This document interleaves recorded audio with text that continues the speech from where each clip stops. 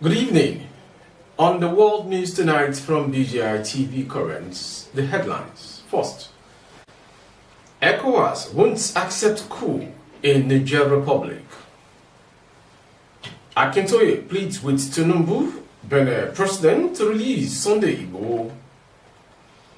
FG debunks tuition fee hike in public universities.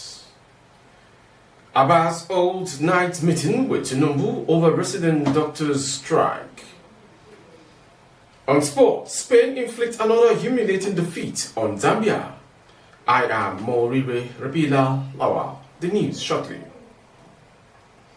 President Bola Ahmed Tinubu has said the Economic Community of West African States ECOWAS will not accept a coup in Niger Republic. Reports emerged early Wednesday that presidential palace and offices were sealed. In his reaction, Tinubu, who is ECOWAS chairman, said military takeover would be rejected. Information filtering in from the Republic of Niger indicates some unpleasant development around the country's highest political leadership. It should be quite clear to all players in the Republic of Niger that the leadership of the ECOWAS region and all lovers of democracy around the world will not tolerate any situation that incapacitates the democratically elected government of the country. The ECOWAS leadership will not accept any action that impedes the smooth functioning of legitimate authority in Niger or any of West Africa. I am in close consultation with other leaders in our region, and we shall protect our art in democracy in line with the universally accepted principle of constitutionalism. As a chairperson of ECOWAS, authority of heads of state and government, I state without equivocation that Nigeria stands firmly with the elected government in Niger and equally conveys the absolute resolve of the leaders in our sub-region that will shape and will not waver or flinch in on our stand to defend and preserve constitutional order. The Yoruba Nation agitation groups, under the leadership of Emeritus Professor Banji Akintoye, yesterday urged President Toalen of the Republic of Benin to release Sunday Igbo forthwith without further delay. Akintoye, who mourned the passing of Mama Sikirat Apeho Adetuji Adeyemo, mother of the Yoruba Nation agitation rights activist, also pleaded with President Bola Tinubu to use available diplomatic channels to secure the release of the activist to enable him give his beloved mother a befitting burial. In a statement signed by Dr. Isaac, Dr. Olatunde Amsat and Mr. Kaude Eniola on behalf of Akintoye, lamented the death of the community leader. The statement reads in part the detention of our son, Sunday Igbo, over 2 years ago in the Republic of Benin must have inflicted on us psychological torture, emotional trauma, and profound mental agony, thereby having a deadly toll on her and hastening her to an ultimate passing to the great beyond. Few weeks ago, Yoruba people, who constitute about 1/3 of the entire population of Republic of Benin, wrote a passionate letter to their president seeking immediate release of Sunday Igbo. What he mentioned were a series of letters authored by Professor Banji Akintoye and leaders of both Republic of Benin and Nigeria requesting for the release of Sunday Igbo.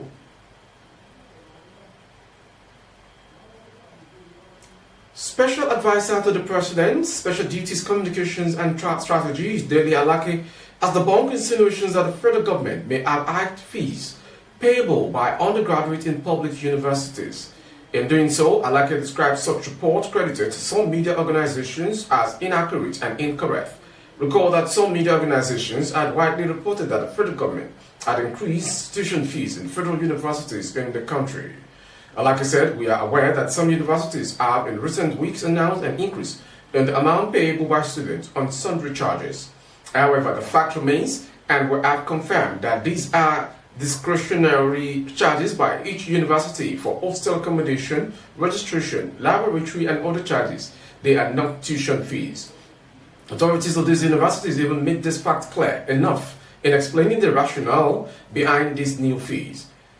He absolved his principal, President Bola Tinubu, from any blame, saying he remained committed to his promise of ensuring that every Nigerian, regardless of the economic situation of their parents, have access to quality tertiary education. In addition to the student loan scheme, under the student loans bill signed into law by President Bola Tinubu last month, which will go into implementation ahead of next academic session in September. The federal government will also threaten other mechanisms to support indigent students. Part of the government's plan to make sure all the diligent students complete their education on time, notwithstanding their parents' financial situation, include work study, merit-based scholarship and grants, the presidential spokesman clarified.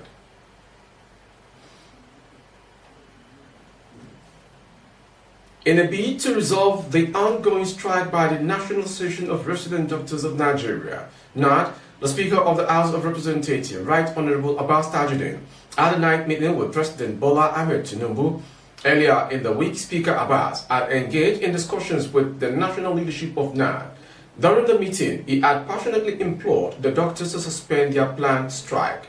They sought their patience and understanding, requesting a 2-week period to find solutions to the issues raised by the association. Determined to keep his words to the resident doctor, Speaker Abbas established an ad hoc committee chaired by the leader of the House, Professor Julius Umobere, to audibly address the matter. According to a statement by special media aide Musa Abdullah Ekrishi, the Speaker also made a commitment to meet with President Bola Tinubu within 24 hours to discuss the situation further. Through to his promise, Speaker Abbas sat down with President Tinubu on Tuesday night, presenting him with an overview of his earlier meeting with the NAD leadership. He urged the President to step in and address the concerns raised by the resident doctors, highlighting the importance of their role in the country's health care system. Despite these high-level interventions, the resident doctors proceeded with their indefinite strike on Tuesday evening, underlying the gravity of their grievances. In response, Speaker Abbas has instructed the ad hoc committee to expedite their discussions with all the stakeholders in an effort to bring the strike to an immediate end.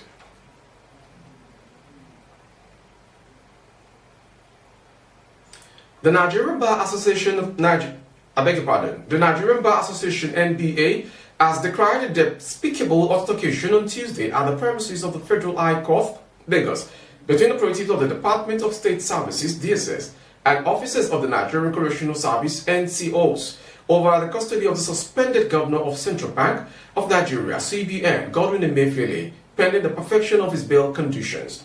The NBA president, Mr. Yakubu Mekiel, signed in a statement made available to newsmen by the National Publicity Secretary of the Association, Akorede Abib Lawal, on Wednesday, condemned the brazen disrespect for the judicial process and sanctity of the court's premises.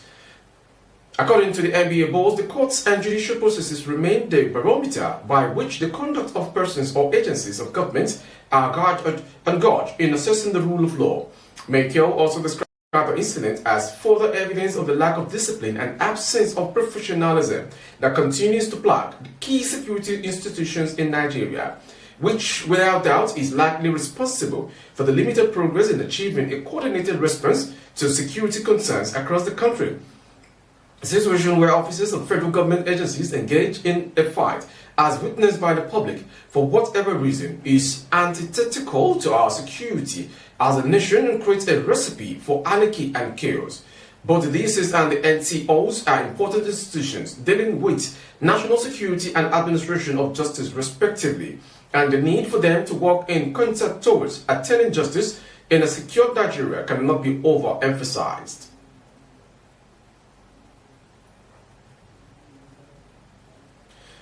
Protest is currently rocking Enugu, coal city capital, over the sealing of businesses by the state government. Information reported that the state government had on Monday sealed many businesses, including shops at the Ogbeta main markets, for not opening on Monday. Governor Peter Mba, at upon assumption of office, placed a ban on the regular Monday sit-at-home imposed by a faction of IPOB. However, many residents are yet to comply with the government directive out of fear of possible attack by government. But on Monday, government officials moved from place to place selling business outfits. The government has also given conditions the affected traders must meet before their shops would be reopened. The development has now sparked protests by Ogbeta market traders. In a trending video, they are seen marching within the metropolis chanting angry songs. We don't go green. Tomorrow is here. We don't go green. Tomorrow is here. We don't go green. Tomorrow is here. We don't go green. Tomorrow is here. We don't go green.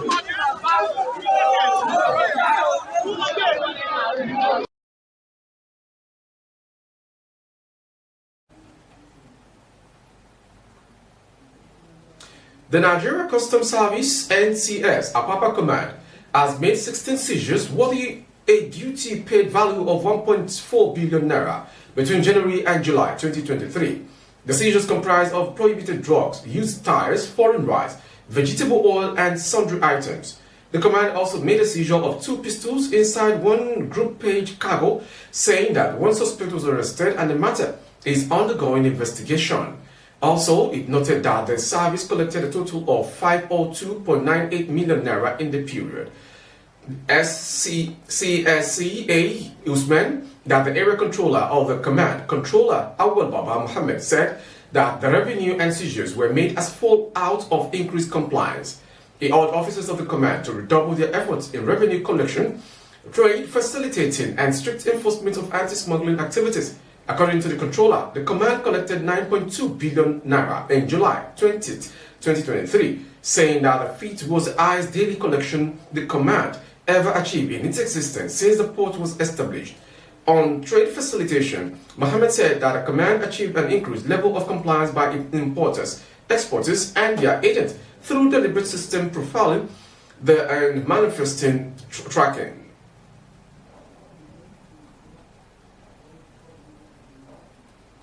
Dr. Lawal, who works with Baptist Medical Center in Okeo, and the lady were kidnapped on Sunday, July 22, 2023, in a micro taxi by unknown gunmen along Okeo Isemi Road.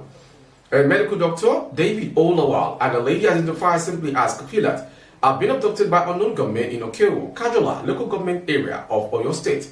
Dr. Lawal, who works with Baptist Medical Center in Okeo, and the lady were abducted on Sunday. The Oyo State House of Assembly has condemned in strong terms the kidnap of the victims and called on the State Police Command and other security agencies to secure their release. The kidnap case was brought to the attention of the Oyo State House of Assembly yesterday by the member representing Kajola State's constituency, Honorable Musbau Aziz, action in a matter of urgent public importance.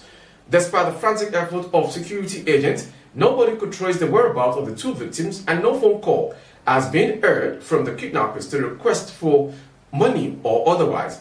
The unwholesome and negative occurrence has threatened peace and unity, security, economy of Okeo, Kajola, local government, and the state.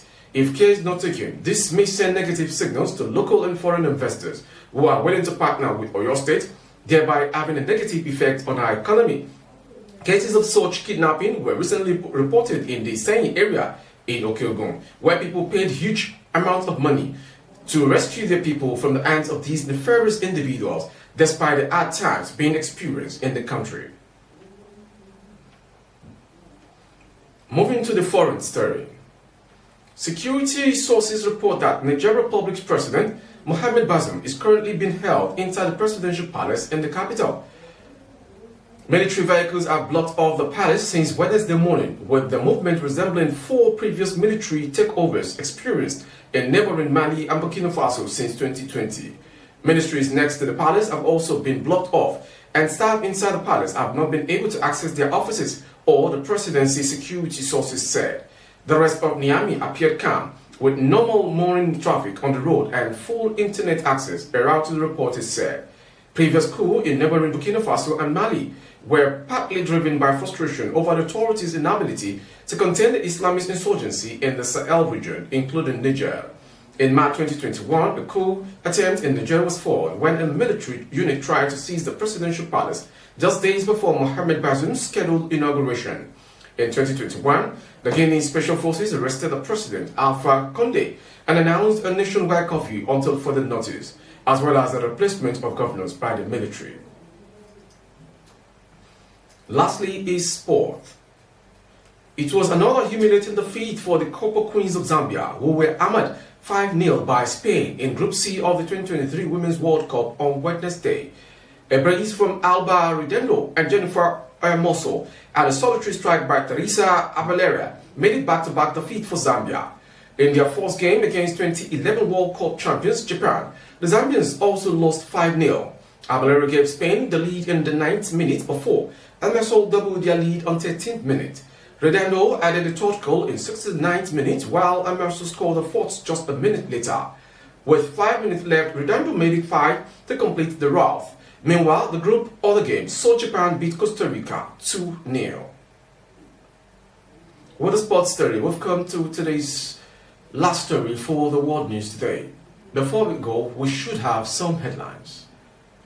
ECOWAS won't accept coup in Niger Republic, Tinubu. Akintoye pleads with Tinubu, Benin president, to release Sunday Igbo. FG debunks tuition fee hike in public universities.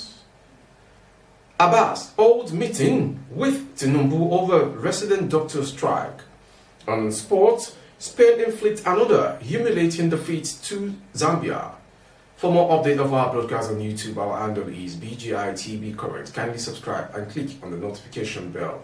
Select option all to access all of our broadcasts. On Facebook, by Dede Imo with Alawi Adebayo. Please like and follow the page.